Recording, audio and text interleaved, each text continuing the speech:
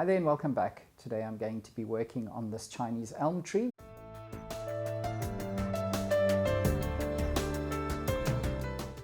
I'm going to be talking specifically about the kind of work that needs to be done not only on this tree at this time of the year, which is very late autumn, early winter, but you could literally do the work on any deciduous trees at this same degree or same extent of refinement.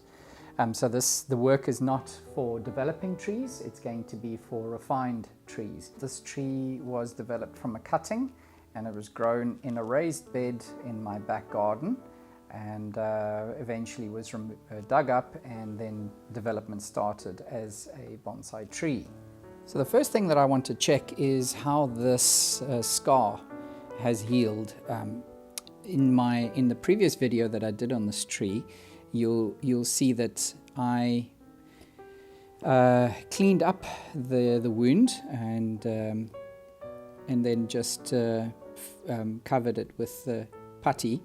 In fact, what happened was that this wound that you can see above here that is healed over now was some kind of a heavy branch that was part of the field growing activity that was removed, and this left a big scar.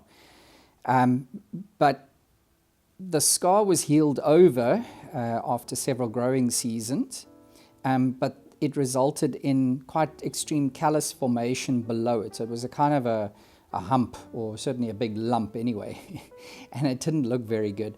So, but I didn't want to do anything about it until the scar was healed. So essentially I was using the sap flow of the tree to heal this scar first, and then, as I say, the last season I removed the big lump that was here, and now due to the much reduced vigor of the tree, the callus that then formed as a result of that is much thinner, and so it hasn't formed another lump. As we're now removing this putty, you can now see how the healing has taken place. So what I'm going to do now is just clean up this edge, or activate the cambium again at the edge of this wound, and then seal it again. Doing this just sort of stimulates it into growing some more. I'm using a gin tool to do this with, but you can use a blade, any kind of sharp, a grafting knife, or anything that has a sharp edge to do it with, and then you'll need to use the deciduous putty again to fill the wound, so that that this live exposed cambium or tissue is not going to be exposed to air, and therefore would dry out if not sealed. And I find that the putty is great, because then once the healing has taken place, the putty will just fall off.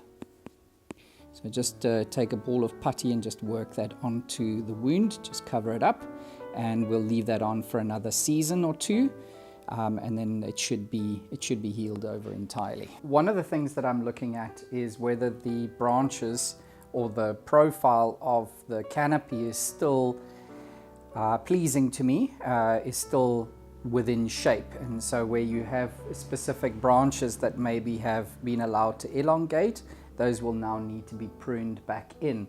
And it's important to wait until the tree shows you that that sap is receding, and this is evident by yellowing leaves, autumn color leaves. And so now you're going to prune this tree back. If there's anything that extends beyond the profile of the tree, this is the time to do that finer pruning. It's also a good idea to turn the tree to the side so that you can view the profile, or in this case the front and the back of the tree, and see if anything is any area of the tree is starting to become too strong. What you don't want to have happening is branches, a certain foliage pad higher up in the apex of the tree starting to protrude further than branches lower down on the tree, because what will happen then is that those branches lower down will become progressively weaker, while the branches above it will become progressively stronger. So you need to make sure that you prevent that from happening. Now, when you have a tree that has a high degree of ramification, it's in a very small containerized environment, it's very likely that you will eventually start getting dieback. These branches now need to be, the branches that have died back need to be clipped out of the tree, but you also need to look at what further action is required. And in this case, the tree hasn't been repotted for a number of years, so the container is full of roots.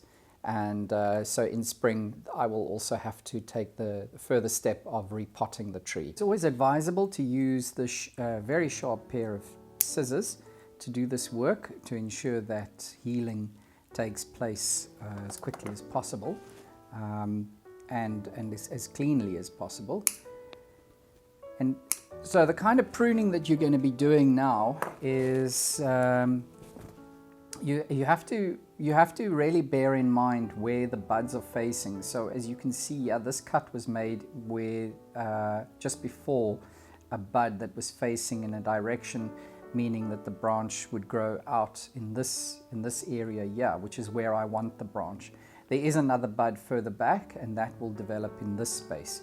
So you're going to be doing directional pruning, which essentially means you're going to be pruning selectively back to a bud that you actually want to have develop in the spring.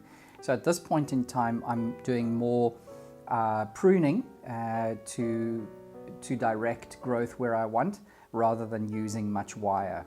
But this is part of the refinement phase, of course.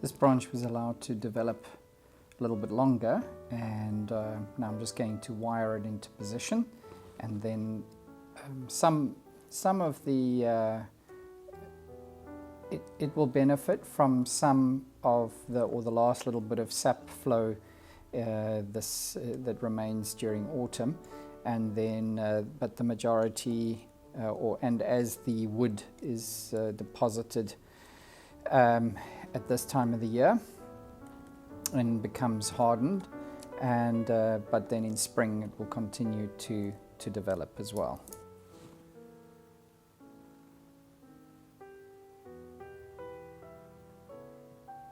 It's always important to seal any cuts that you've made, including any old scars that you've if you've opened up any old scars to heal over better, then make sure that you seal those cuts so that oxygen can't dry out the tissue, which would slow the healing down. It's also then a good idea to use either a brush or a rake of some sorts just to clean off the surface of the soil, remove old fertilizer that's perhaps caked on, or if you've got maybe excessive moss growing on the surface as well, it will impede drying. Thanks very much for watching, and if you haven't done so yet, please do like and subscribe, and be sure to also hit that notification bell, otherwise you might miss the next time that I upload a video, which is usually every Friday. So thanks once again for joining me. Until next time, take care. Goodbye.